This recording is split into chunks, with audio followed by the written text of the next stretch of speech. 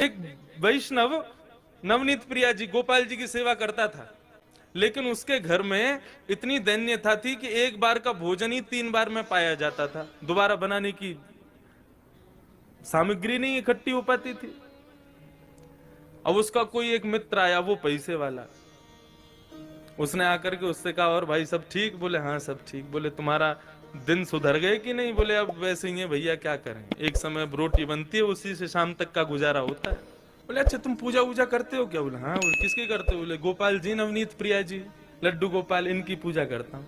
हंसने लगा मित्र, इनकी सेवा करते हो? अरे ये भी बेचारे जब इनको पूतना मारने आई ना, स्तनों में विष लगा के, तो ये भी नेत्र बंद करके शंकर जी से मदद मांग रहे थे कि पूतना के स्तन के विष को तुम पी जाओ।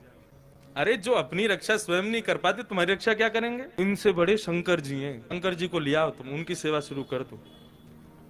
अब बेचारा मरता क्या नहीं करता, सब कर लेते हैं।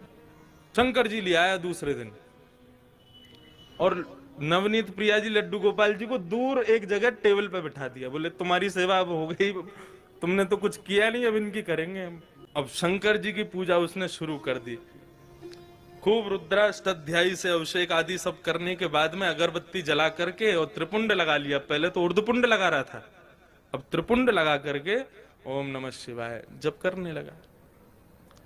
अब जैसे ही आंख खोल के देखा तो जो उसने अगरबत्ती जलाई थी उसका धुआं उड़ करके गोपाल जी के पास जा रहा था। अब वो धुआं है, वो तो कहीं भी जा सकता है। अब जैसे ही गोपाल जी के चारों तरफ उसने धुआं देखा तो ठाकुर जी के पास जाके क्या बोलता है, इतने वर्षों से सेवा कर रहा था, तब तो मेरी नहीं सुनी, आज दूसरे किसी को ले आया तो चिढ़ के मारे उसकी अगरबत्ती भी खुद ही सूंघ रहे हो। ठाकुर जी को बोला तुमको यहाँ बैठने ही नहीं दूंगा, अलमारी में बंद करूंगा। जैसे ही ठाकुर जी को इस भाव से उठाया, ठाकुर जी प्रकट हो गए वहां पर, चरणों में गिर पड़ा। बोले महाराज आपने आज तक मुझे दर्शन नहीं दिए, शंकर जी के आती दर्शन कैसे हो गए? बोले देख, ये भेद बुद्धि मत रख, मुझ में शंकर जी में कोई भेद नहीं है, और शंकर जी आए इसलिए दर्शन दिए ऐसा भी नहीं है।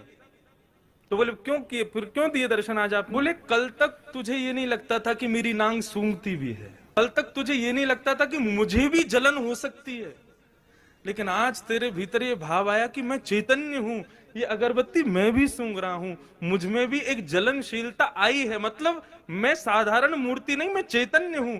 जब तेरे हृदय में ये भाव आया तो मैं पीछे क्यों हटूं, मैं भी प्रकट हो गया, मैं भी क्यों मूर्ति तक रहूं?